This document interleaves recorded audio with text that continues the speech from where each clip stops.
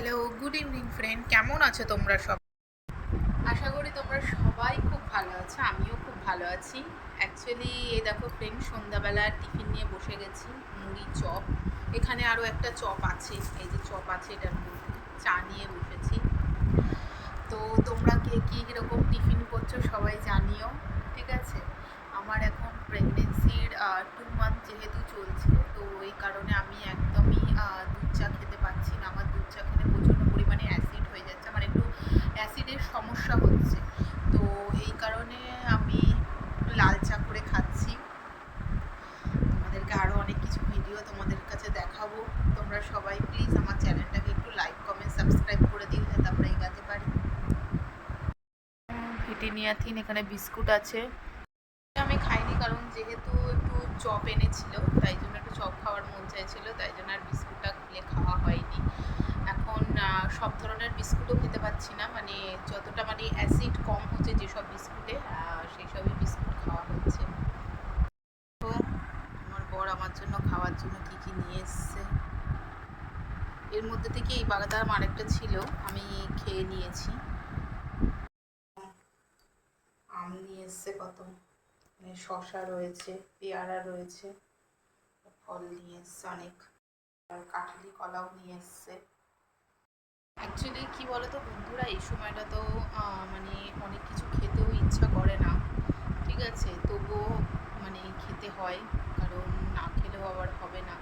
কিন্তু আমি একদমই অনেক কিছুই আমি খেতে পাচ্ছি না, যেহেতু আমার একটু অ্যাসিডিটির সমস্যা হচ্ছে। বাট ডাক্তার ওষুধ দিয়েছে আমাকে, গ্যাসের ওষুধ আমি খাচ্ছি, কিন্তু তাতেও অনেক কিছু মুখরোচক খেতে ইচ্ছা করে, সেগুলো খাই।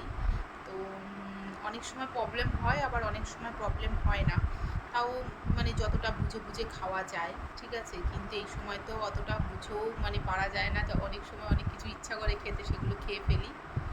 তো তোমাদের যারা যারা অনেকে মা হয়েছে, তারা তারা অনেকে জানে যে অনেক ধরনের সমস্যা, অনেক ধরনের ইস্যু আসে, ঠিক আছে?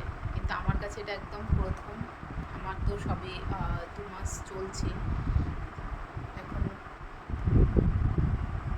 এই দেখো, এখন আমার বিএডের লেখা চলছে। এটা আমার বিএডের 4th সেম। এটা আমাদের প্রচুর পরিমাণে প্র্যাকটিকাম লিখতে হয়, কারণ আমাদের পরীক্ষা অনেক ধাপে ধাপে হয়। যেমন আমাদের ফার্স্ট সেমিস্টারে 7খানা প্রজেক্ট করতে হয়েছে, সেকেন্ড সেমিস্টারেও আমাদের সেম 7টা প্রজেক্ট করতে হয়েছে। শুধুমাত্র থার্ড সেমে আমাদের মানে প্রজেক্ট মানে হচ্ছে যেটা আমাদের মেন, মানে আমার যেহেতু এডুকেশন মেন, এলডিটাই প্রায় আমাদের 60খানা মানে প্র্যাকটিকাম করতে হয়েছে। এরকম মোটা হয়, হ্যাঁ, যার মধ্যে তোমার ওই এক একটা প্র্যাকটিকামে 3টে 4টে করে, 4টে ম্যাক্সিমাম 4-5টা করে পেজ থাকে। তো এটা 4th সেম আমার, এটাতেও আমাদের 7খানা প্র্যাকটিকাম রয়েছে, ওই জন্য প্রচুর লেখা। তাই জন্য যখনই একটু মানে সময় ফাঁকা থাকে, তখনই এগুলো লিখে লিখে কমপ্লিট করে করে রাখি, যাতে যখনই প্রজেক্ট দেয় লিখে কমপ্লিট করে নিই, কারণ পরে যাতে কোনো সমস্যা না হয়। যখনই দেখাতে চাইবে তাই সেদিনই দেখিয়ে দেবো। রাতের ডিনার নিয়ে চলে এসেছি। এ দেখো বন্ধুরা, এখন চলে এসেছি খাবার নিয়ে, রাতের ডিনার।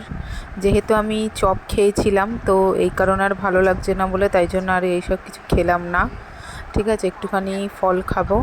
তো আমটা শুধু যে দেখছো অনেকটাই কাটা রয়েছে, কিন্তু আমি অতগুলো খাবো না, আমার হাজব্যান্ড আছে, সেও খাবে।